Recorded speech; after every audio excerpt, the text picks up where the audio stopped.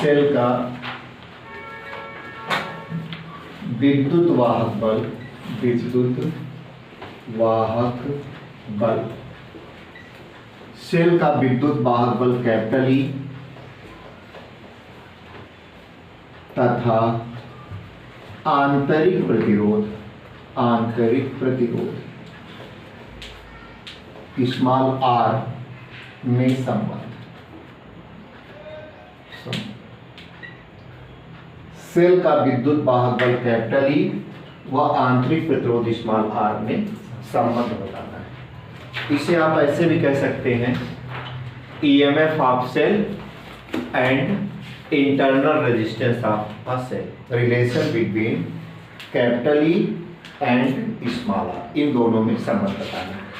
तो बेटा देखिए ये सेल है, ये सेल का पॉजिटिव टर्मिनल है, ये सेल का निगेटिव टर्मिनल है। इस निगेटिव टर्मिनल के साथ ये एक प्रतिरोध लगा हुआ है जिसे हम आंतरिक प्रतिरोध कहते हैं। आंतरिक प्रतिरोध को थोड़ा सा बना देते हैं, ये पॉजिटिव टर्मिनल, ये निगेटिव टर्मिनल, ये आंतरिक प्रतिरोध, और इसे ऐसे डॉट डॉट डॉट डॉट कर देते हैं, बॉक्स में बंद कर देते हैं। इस सेल का विद्युत वाहक बल ई हो गया।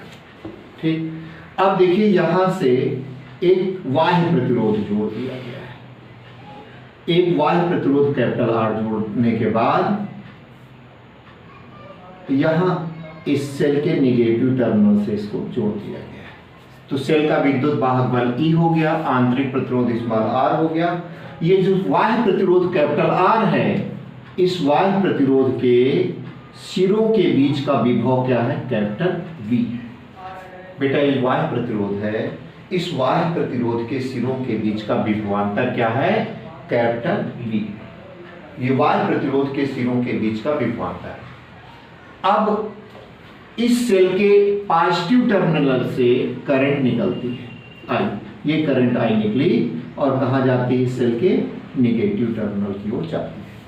तो सेल से जितनी ऊर्जा व्यय होती है उस ऊर्जा का कुछ भाग बाह्य प्रतिरोध में व्यय होता है, कुछ भाग आंतरिक प्रतिरोध में व्यय होता है। आप ऐसे समझिए, सेल द्वारा दी गई जो कुल ऊर्जा होती है, सेल द्वारा दी गई जो कुल ऊर्जा होती है, वह कुल ऊर्जा दो पार्ट में डिवाइड होती है। एक तो बाह्य प्रतिरोध में व्यय होती है और दूसरी कहां व्यय होती है? आंतरिक प्रतिरोध।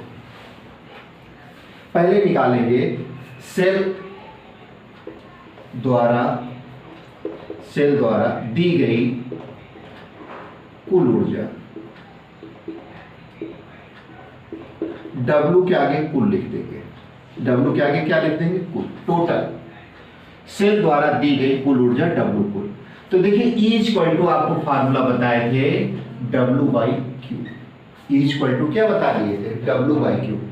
सेल द्वारा दी गई कुल ऊर्जा W कुल E= W/Q। तो W कुल क्या आ जाएगा? E/Q। इतना समझ में आया कि नहीं? E= क्या बताए थे पिछले टर्म में? E= W/Q। तो यहाँ W EQ आ जाएगा। इसी को थोड़ा सा एक स्टेप और बढ़ा दें, W कुल E वैसे रहेगा और इस Q की जगह पर IT लिख सकते हैं। तो W कुल आ जाएगा E/IT। इतना क्लियर हो गया? अब क्या लिखेंगे? बाह्य प्रतिरोध में व्यय विद्युत ऊर्जा। ये तो कुल इतनी ऊर्जा देगा, कौन देगा? सेल देगा। कुल इतनी ऊर्जा मिल जाएगी, EIT के बराबर ऊर्जा मिल जाएगी। यह ऊर्जा दो जगह व्यय होगी, एक यहां पर खर्च होगी, दूसरी यहां पर खर्च होगी। जैसे आप 100 रुपए घर से लेके चले, तो 100 रुपए का कुछ पार्ट आप यहां पर खर्च करेंगे और कुछ पार्ट आप यहां पर खर्च करेंगे, ऐसे समझिए। आप लिखेंगे बाह्य प्रतिरोध में व्यय ऊर्जा, बाह्य प्रतिरोध में व्यय ऊर्जा, WY लिख देंगे। क्या लिख देंगे? WY। तो बेटा जैसे E= W/Q होता है, वैसे ही बताए थे कि V भी W/Q होता है। V भी क्या होता है? W/Q। V क्या है? वैद्युत विभवांतर या वैद्युत विभव। ये भी किसके इक्वल होता है? W/Q के इक्वल होता है। तो यहां से W क्या आ जाएगा? देखो W इक्वल टू आ जाएगा we Q, V into Q. तो V वैसे रहेगा, Q की जगह पर भी क्या रख देंगे IT। बेटा यहाँ देखें W equal to V Q, V तो वैसे रहेगा और Q की जगह पर क्या कर देंगे IT, WY equal to V IT। इतना आ गया। अब क्या रहेगा, आंतरिक प्रतिरोध में व्यय विद्युत ऊर्जा। बेटा सेल कुल इतनी ऊर्जा देगा, इस ऊर्जा का एक पार्ट यहां पर कंज्यूम होगा और रिमेनिंग पार्ट यहां पर कंज्यूम हो जाएगा। लिखेंगे आंतरिक प्रतिरोध में व्यय विद्युत ऊर्जा, विद्युत ऊर्जा W आंतरिक, W आंतरिक। बेटा W आंतरिक की बात जब हम करेंगे तो जैसे यहां कैपिटल V है, कैपिटल V इस कैपिटल R का टर्मिनल पोटेंशियल है, कैपिटल R के सिरों के बीच का विभवांतर है। वैसे ही बेटा यहां पर ये स्मॉल r है, स्मॉल r के सिरों के बीच का विभवांतर क्या लिख देंगे, स्मॉल v इंटू क्यू। क्या लिख देंगे, स्मॉल v इंटू क्यू। तो बेटा ये फार्मूला आपने पढ़ा, V इक्वल टू क्या होता है IR, V इक्वल टू क्या होता है IR। जब ये यहां पर स्मॉल v हो जाएगा तो small v equal to small I into small r। बेटा इसमें करंट तो I ही फ्लो होगी, रेजिस्टेंस क्या होगा R होगा, फ्लो होने वाली करंट I है और रेजिस्टेंस क्या है R है। तो यहां लिख देंगे भैया स्मॉल I स्मॉल r और Q की जगह पर बेटा क्या लिख देंगे I। तो देख रहे हैं W आंतरिक, W आंतरिक, W आंतरिक की बात करें तो इस V की जगह पर हमने IR रख दिया है और Q की जगह पर हर जगह IT लिखते चले आए हैं। तो इस I और इस I का मल्टीप्लाई क्या हो जाएगा I स्क्वायर RT। तो W आंतरिक इक्वल टू क्या हो जाएगा I स्क्वायर RT ही आ जाएगा। इतनी बात समझ में आ गई। तो इसको आप ऐसे लिख देंगे W full equal to WY plus W आंतरिक। W पुल की जगह पर EIT लिख देंगे, EIT। WY की जगह पर VIT, capital VIT।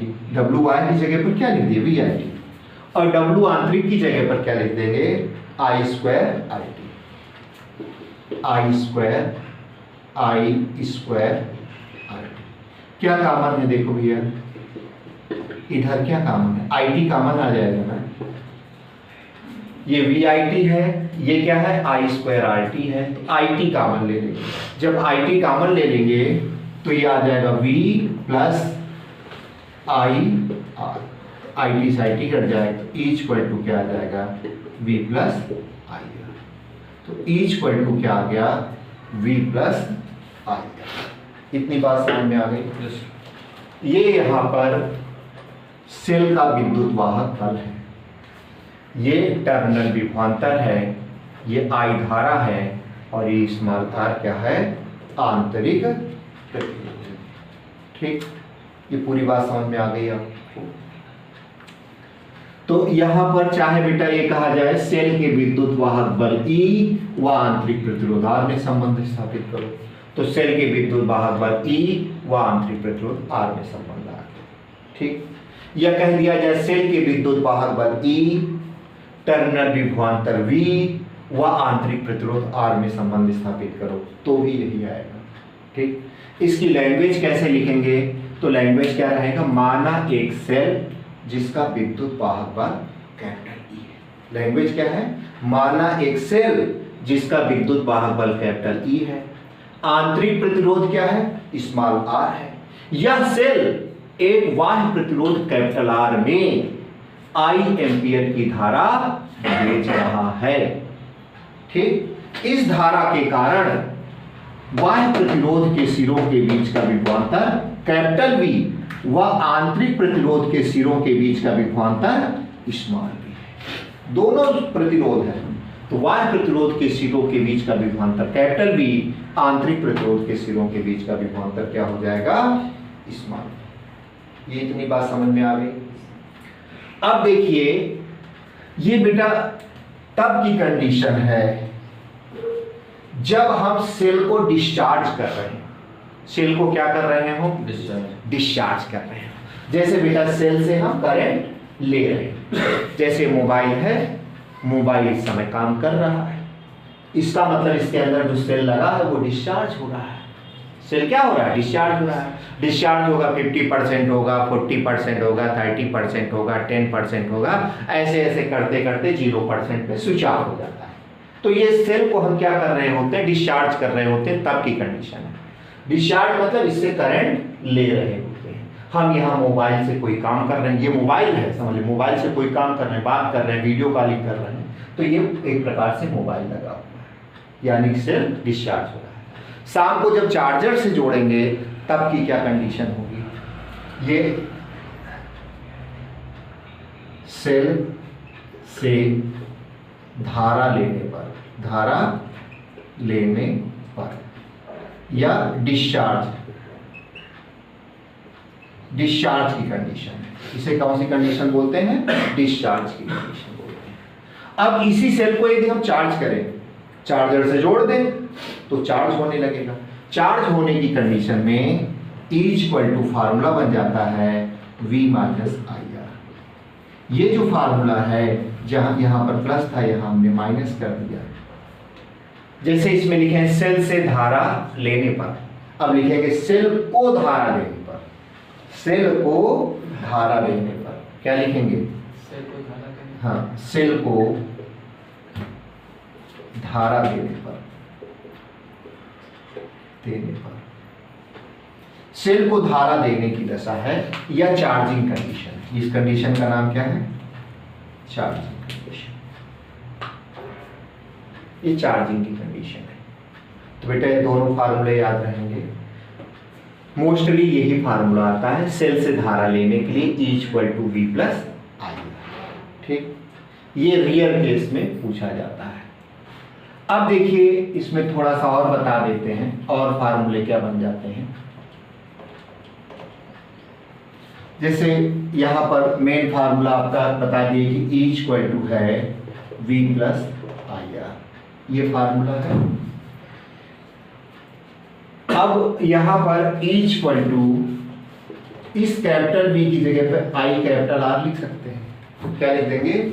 I capital R plus I small r। तो बेटा I कॉमन ले लो, capital R plus small r, तो I = क्या आ जाएगा? E/ capital R plus small r। I = क्या आ जाएगा? E/ capital R plus small r ही आपका आ जाएगा। I = E/ capital R plus small r, ये आपका E = V + IR होता है। इस V की जगह पर IR + IR कर देंगे, I कॉमन ले लेंगे, capital R plus small r। I = निकालेंगे तो E/ capital R plus small r। ये धारा के लिए फार्मूला, कितनी धारा देगा? तो बेटा जैसे धारा का फार्मूला पढ़ते थे, I = क्या पढ़ते थे? V/R पढ़ते थे ना। I = क्या होता था? V/R, यही तो फार्मूला होता था। I = V/R, ये फार्मूला था। अब इस V की जगह पर हमने क्या लिख दिया? E। V की जगह क्या लिख दिया? E।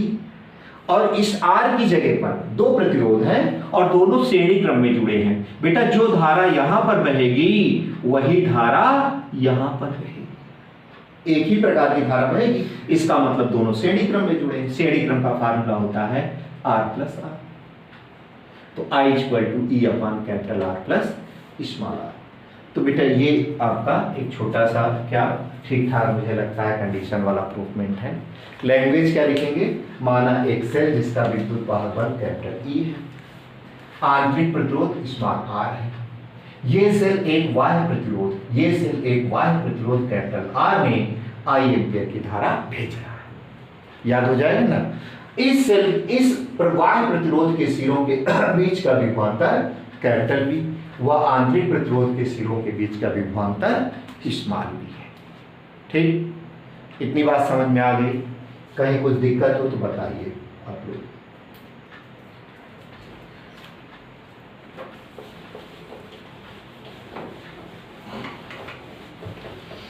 अब देखिए यहां पर कि E और V में कौन बड़ा होता है। सामान्य रूप से हम कंडीशन क्या रहती है, किसी सेल से विद्युत धारा को हम लेते ही हैं। जब इस चैप्टर को पढ़ते हैं तो सेल से क्या लेते हैं, विद्युत धारा लेते हैं। जिस कंडीशन में लगा है सेल विद्युत धारा इस परिपथ में भेज रहा है। ठीक, तो ये जो फार्मूला है E equal to V plus IR, इससे क्या पता चलता है कि E is greater than capital. इससे क्या पता चलता है बेटा, V में जब आप IR ऐड कर देते हो, V में जब IR ऐड कर देते हो तो E के बराबर होता है। इसका मतलब E बड़ा है V से। आप दूसरे शब्दों में से ऐसे समझो बेटा कि जो E है ये भी एक प्रकार का सेल का विद्युत वाहक बल इसका नाम है। इसको भी पोटेंशियल ही कहते हैं, इसकी यूनिट वोल्ट होती है।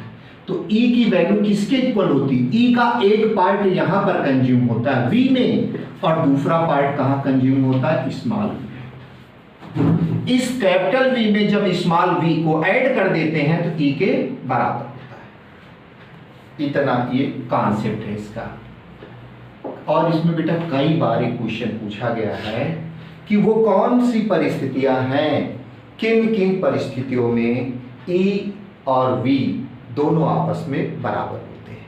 जैसे ये तय हो गया कि E की वैल्यू अधिक होती है V की वैल्यू से, ये तो पता चल गया। जैसे दो वोल्टेज दिए जाए, एक दे दिया जाए 1.5 वोल्ट और एक दे दिया जाए 1.3 वोल्ट किसी क्वेश्चन में, तो आप अपने आप इसको E कह दीजिएगा और इसको V कह दीजिएगा। और जो बाकी इन दोनों में बच रहा है, कितना बच रहा है बेटा, 0.2 वोल्ट। कितना बच रहा है, 0.2 वोल्ट, वो आपका स्मॉल V आ जाएगा। मतलब इन दोनों का सम इसके बराबर होता है। इतनी बात समझ में आ गई। अब इसके आगे यदि बढ़ते हैं, वो कौन कौन सी परिस्थितियां हैं, किन किन परिस्थितियों में E और V दोनों आपस में बराबर होते हैं। तो पहली परिस्थिति क्या है, फर्स्ट केस क्या है, देखिए फर्स्ट केस देखें तो यदि स्मॉल r इक्वल टू 0, तो स्मॉल r की वैल्यू 0 कर दें, ये इंटरनल रेजिस्टेंस, किसी भी सेल का आंतरिक प्रतिरोध यदि बेटा 0 हो जाए तो ऐसे केस में E इक्वल टू क्या हो जाता है, V प्लस IR। तो E इक्वल टू आ जाएगा V प्लस I, वैसे रहेगा, R की जगह पर 0 करेंगे, इन दोनों का मल्टीप्लाई क्या हो जाएगा 0, तो E इक्वल टू किसके आ जाता है, V के। ये पहला केस हो गया बेटा। सेकेंड केस कौन सा रहता है, सेकेंड कौन सा केस है, जबकि E और V दोनों आपस में इक्वल होंगे। तो फर्स्ट केस क्या है, यदि किसी सेल का आंतरिक प्रतिरोध 0 है तो ऐसी स्थिति में उस सेल का विद्युत वाहक बल E टर्मिनल विभवांतर कैपिटल V के बराबर होगा। सेकेंड केस में देखिए, यदि I इक्वल टू 0 है तो I की वैल्यू 0 कर दे, मतलब इससे हम धारा ना लें, इस सेल से धारा लेना बंद कर दें, तब भी देखो E इक्वल टू लिखा है कैपिटल V प्लस IR। तो E equal to capital V, इस I की लोकेशन पर ये जो I लिखा है यहां पर 0 इंटू स्मॉल r, तो E इक्वल टू क्या आ जाएगा, कैपिटल V के। E इक्वल टू किसके आ जाएगा, कैपिटल V के। तो बेटा दो ही स्थितियां हैं जब E और V दोनों आपस में बराबर होते हैं। वो पहली स्थिति क्या है, सेल का आंतरिक प्रतिरोध 0 यदि है तो E और V आपस में बराबर होंगे। दूसरी स्थिति क्या है, यदि सेल में से बहने वाली धारा का मान 0 है तो भी E और V दोनों आपस में बराबर हो जाएंगे। ठीक, इतना नोट कर लीजिए बेटा।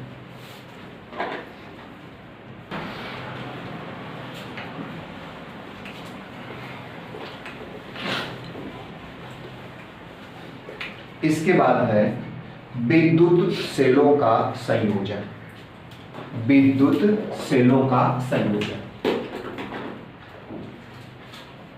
विद्युत सेलों का संयोजन।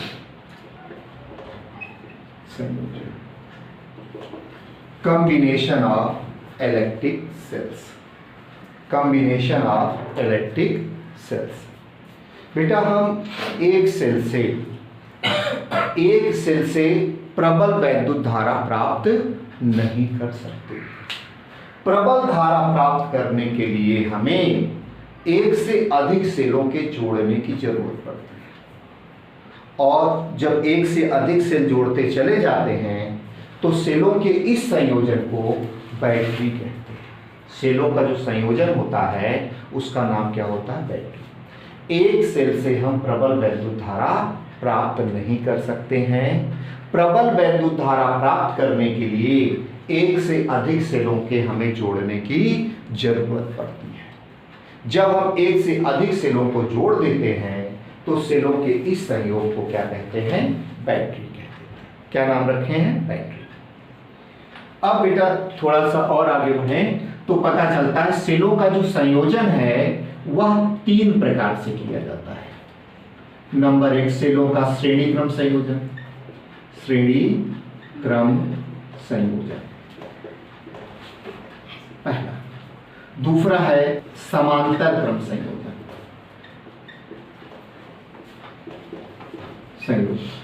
इसे बेटा सीरीज कॉम्बिनेशन कहते हैं। Series combination. समांतर क्रम संयोजन को पैरेलल कॉम्बिनेशन देते हैं। और तीसरा जो है मिश्रित क्रम संयोजन।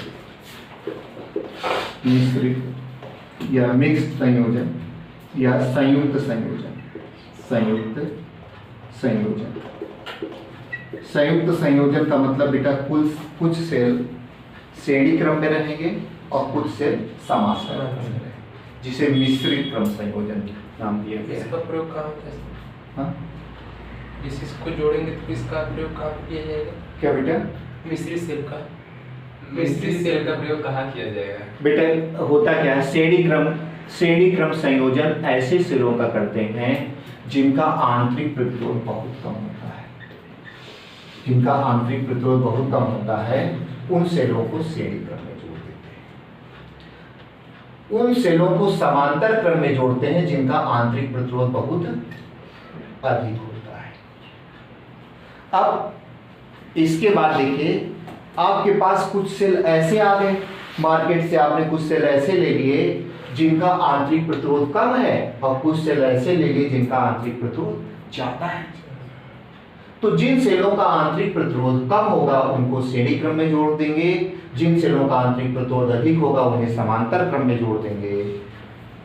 जिस परिपथ में कुछ सेल श्रेणी क्रम में लगे हों, जिस परिपथ में कुछ सेल समांतर क्रम में लगे हों, उस परिपथ के संयोजन को संयुक्त संयोजन या मिश्रित क्रम संयोजन कहते हैं। तो बेटा इसमें दोनों प्रकार के सेल रहते हैं। आर का मान कम वाले भी रहता है और आर का मान अधिक वाले भी लगे रहते हैं। तो सेलों का संयोजन कितने प्रकार से किया जाता है? 3 प्रकार से। सेलों का श्रेणी क्रम संयोजन, सेलों का समांतर क्रम संयोजन, सेलों का मिश्रित क्रम संयोजन या संयुक्त क्रम संयोजन। ठीक है। श्रेणी क्रम में ऐसे सेलों को जोड़ा जाता है सीरीज कॉम्बिनेशन में जिनका इंटरनल रेजिस्टेंस लो रहता है।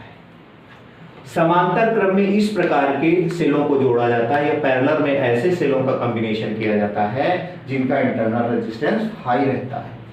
मिश्रित क्रम या संयुक्त क्रम में ऐसे सेलों को जोड़ा जाता है जिनका आंतरिक प्रतिरोध, कुछ सेलों का आंतरिक प्रतिरोध कम और कुछ सेलों का आंतरिक प्रतिरोध अधिक हो। जैसे मान लो 5 सेल आपको दे दिए गए, 3 का आंतरिक प्रतिरोध कम है, 2 का आंतरिक प्रतिरोध ज्यादा है।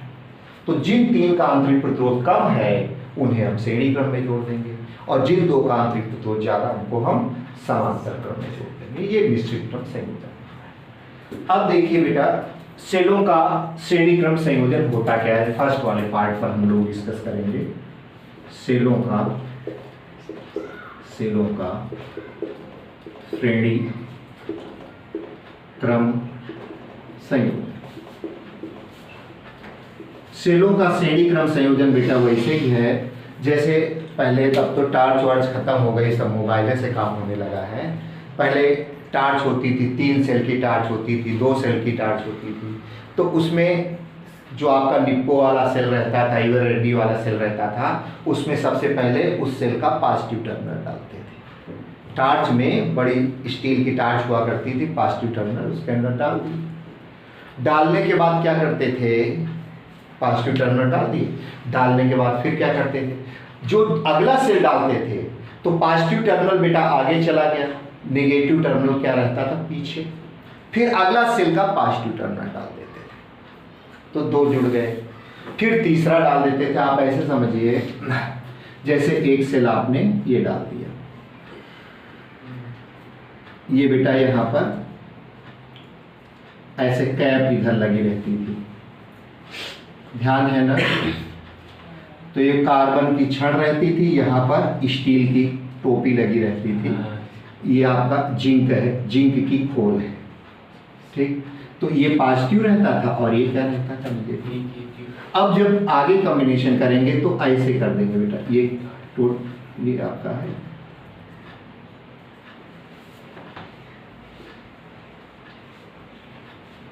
ये पॉजिटिव और ये नेगेटिव, इस प्रकार से ऐसे टच कर लेते थे। अब यहां पर भी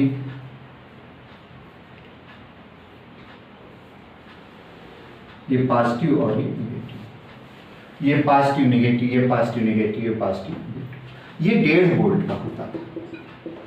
ये कितने का होता था, 1.5 वोल्ट, और ये कितने का रहता था, 1.5 वोल्ट। तो बेटा ये सीरीज कॉम्बिनेशन है। इसका मतलब ये हुआ, ये जो कॉम्बिनेशन है वो सीरीज का। अभी 1.5 वोल्ट ये हो गया, 1.5 वोल्ट ये हो गया, 3 वोल्ट हो गया, और ये 4.5 वोल्ट की टार्च आपकी बन गई। अब बेटा यहाँ क्या करेंगे, थोड़ा ध्यान से देखिए। सेलों का श्रेणी क्रम संयोजन किस प्रकार से दिखाते हैं। जैसे एक सेल है, एक सेल का पॉजिटिव टर्मिनल है, ये क्या है, निगेटिव टर्मिनल है, और सेल के अंदर का ये प्रतिरोध हो गया। ये क्या हो गया बेटा, ये वाला पॉजिटिव लंबा वाला, छोटा वाला क्या हो गया, निगेटिव, और ये आंतरिक प्रतिरोध इसमें R। अब क्या करेंगे, अगले सेल का ये पॉजिटिव, ये क्या है, निगेटिव, और ये आंतरिक प्रतिरोध इसमें R, ठीक। इस सेल के निगेटिव टर्मिनल को अगले सेल के पॉजिटिव टर्मिनल से जोड़ देते हैं। अब फिर ये पॉजिटिव, ये क्या है, नेगेटिव, और ये इंटरनल रेजिस्टेंस। इस सेल का विद्युत वाहक बल E, इस सेल का विद्युत वाहक बल E, इस सेल का विद्युत वाहक बल E। इसका आंतरिक प्रतिरोध r, इसका आंतरिक प्रतिरोध r। ये आपका, ये सीरीज कॉम्बिनेशन हो गया। फर्स्ट सेल के निगेटिव टर्मिनल को सेकेंड सेल के पॉजिटिव टर्मिनल से, फिर सेकेंड सेल का नेगेटिव टर्मिनल थर्ड सेल के पॉजिटिव टर्मिनल से अटैच कर दिया जाए, और बेटा डाट कर दिया जाए। इस प्रकार के कई सेल और लग गए। हमने 3 सेल दिखा दिए, 4 लगा सकते हो, 5 लगा सकते हो, N लगा सकते हो, 100 लगा सकते हो, 200 सेल लगा सकते हो। ये सेल क्या कर रहे हैं, एक बाह्य प्रतिरोध कैपिटल R में वैद्युत धारा भेज रहे हैं। बाह्य प्रतिरोध आपका पंखा हो सकता है, राड हो सकता है, टीवी हो सकता है, उसमें विद्युत धारा ये भेज रहे हैं, ठीक। ये इसको बेटा ऐसे डाट कर दिया जाता है। ये एक सेल हो गया, फिर इसको ऐसे डाट कर दिया जाता है, दूसरा सेल हो गया।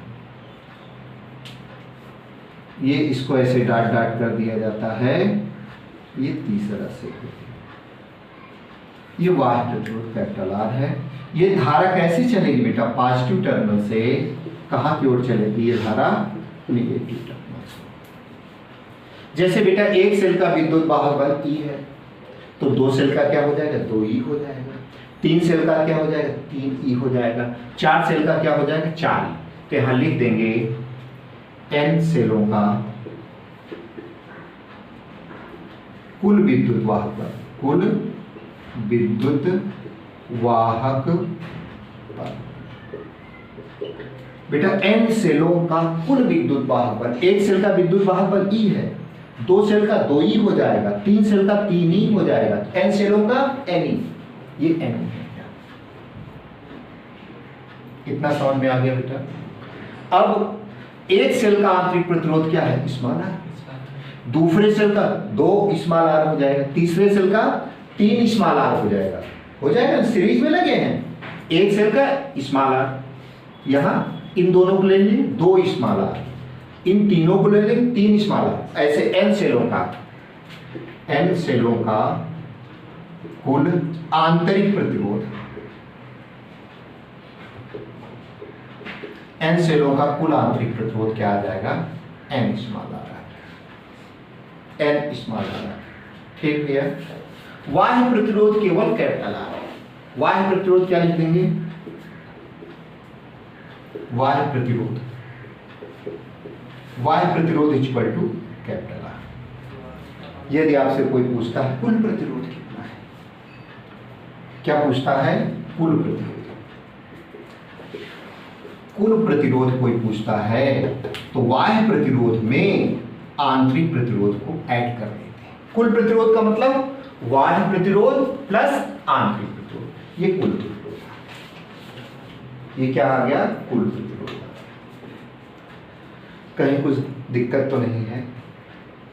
तो n सेलों का कुल विद्युत वाहक बल Ne, n सेलों का कुल आंतरिक प्रतिरोध Nr, बाह्य प्रतिरोध क्या है? कैपिटल R, कुल प्रतिरोध क्या है? Capital R plus. कहीं कोई दिक्कत नहीं है? अब इसके आगे यदि हम धारा, विद्युत धारा की बात करें, धारा I इक्वल टू, तो बेटा I के लिए फार्मूला हमने बताया था I इक्वल टू बताए थे E upon capital R plus small r, यही बताए थे ना।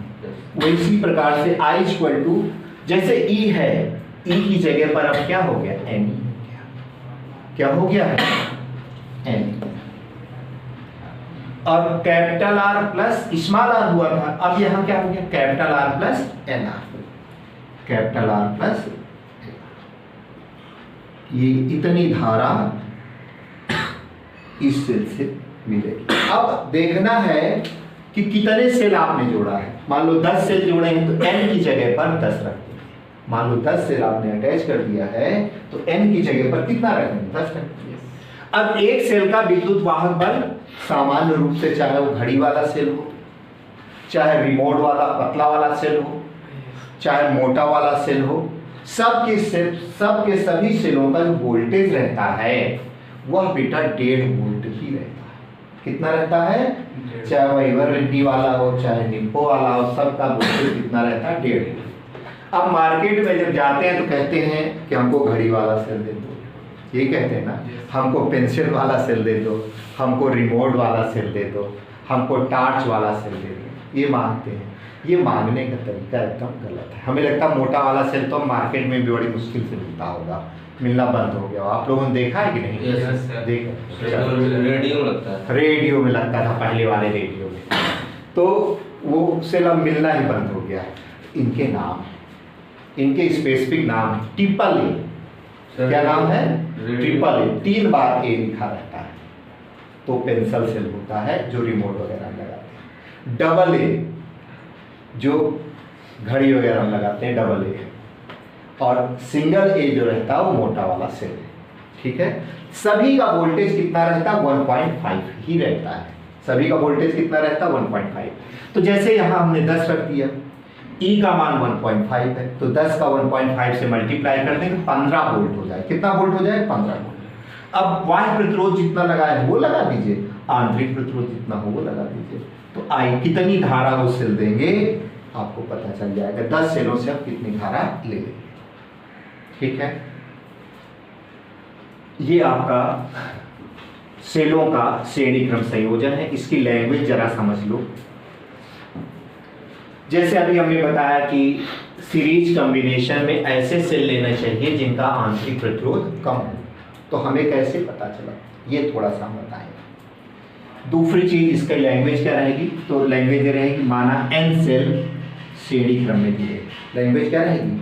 माना n सेल श्रेणी क्रम में जुड़े हैं जिसमें से एक सेल का विद्युत वाहक बल स्मॉल e है, वह आंतरिक प्रतिरोध स्मॉल r है। माना n सेल श्रेणी क्रम में जुड़े हैं जिसमें से प्रत्येक सेल का विद्युत वाहक बल कैपिटल E व आंतरिक प्रतिरोध स्मॉल r है। ये सेल एक बाह्य प्रतिरोध कैपिटल R में I धारा भेज रहे हैं। तो बस इतनी लैंग्वेज। हमने कहा श्रेणी क्रम संयोजन या सीरीज कॉम्बिनेशन में इंटरनल रेजिस्टेंस यदि कम रहता है, लो रहता है, तो करंट हाई करंट। तो जरा इसको समझ लो कैसे हाई करंट कैसे मिलेगी आपको। देखिए फर्स्ट केस, इसी का फर्स्ट केस है। फर्स्ट केस की बात करें तो फर्स्ट केस में यदि NR is very very less than capital, यदि NR की वैल्यू बहुत कम है कैपिटल R से, यानी कि कैपिटल R बड़ा है, NR क्या है, छोटा है, तो यहां पर NR tan किसको कर देना चाहिए बेटा, ये बहुत कम है, ये वाला पार्ट बहुत कम है, ठीक। तो ये टेंड किसको कर देगा, जीरो। जैसे जीरो को टेंड करेगा तो यहाँ पर देखिए आई की वैल्यू क्या हो जाएगी, मैक्सिमम हो जाएगी। आई इक्वल टू फार्मूला क्या है, N upon capital R plus N R है ना, एन आर टेंड किसको कर देगा, जीरो को, तो यहाँ से एन आर क्या हो जाएगा, गायब। एन आर जैसे ही गायब होगा यानी कि डिनोमिनेटर जिसे हम हर कहते हैं, डिनोमिनेटर या हर की वैल्यू क्या होगी, कम होगी, तो आई का मान क्या हो जाएगा, बढ़ जाएगा। आई का मान यहाँ पर बढ़ जाएगा। दूसरे केस में सेकेंड केस देखें, यदि इसी का उल्टा N R is very very greater than capital R, तो ये बहुत बड़ा है कैपिटल आर से, तो कैपिटल आर टेंड कर देगा जीरो, कैपिटल आर क्या कर देगा, टेंड कर देगा जीरो को। ऐसी कंडीशन में जो करंट फ्लो होगी वो minimum current flow, I minimum. I minimum की वैल्यू किसके इक्वल आ जाएगी, एन अपॉन, अब इसकी जगह पर हम क्या पुट कर देंगे, जीरो, तो ये आ जाएगा एन आर। यहाँ पर एन क्या है, नंबर ऑफ सेल, और ये भी क्या है, नंबर ऑफ सेल। बेटा इसकी जगह पर हम जीरो पुट कर दिए तो N E upon N R हो गया, तो इस एन से एन कैंसिल हो जाएगा, क्या बचेगा, ई बाई आर। तो सेलों को जोड़ने का कोई मतलब बचा क्या, ये एन क्या थे, एन क्या थे, नंबर ऑफ सेल, वो गायब हो गए। इसका मतलब हुआ कि इस केस में एक सेल, यहाँ सेलों की संख्या क्या है, एक सेल से उतनी ही करंट मिलेगी जितनी कि 10 सेल से करंट। तो कभी भी हमें ऐसे सेल यूज नहीं करने जिनका इंटरनल रेजिस्टेंस हाई। जब इंटरनल रेजिस्टेंस हाई हो जाएगा तो ऐसे केस में हमें करंट क्या मिलेगी, मिनिमम मिलेगी। और यहाँ पर इंटरनल रेजिस्टेंस क्या है, लो है, ये टेंड जीरो नहीं है, टेंड कर रहा है जीरो को, जीरो की तरफ जाने वाला है। इंटरनल रेजिस्टेंस लो है तो यहाँ पर करंट क्या मिल जाएगी, मैक्सिमम। तो ऐसे सेल आपको एकदम श्रेणी क्रम में नहीं जोड़ने हैं जिनका इंटरनल रेजिस्टेंस हाई। यदि जोड़ दिया आपने तो क्या होगा, एक सेल के बराबर ही 10 सेल काम करेंगे, एक सेल के बराबर ही 50 सेल काम करेंगे। नोट कर लीजिए।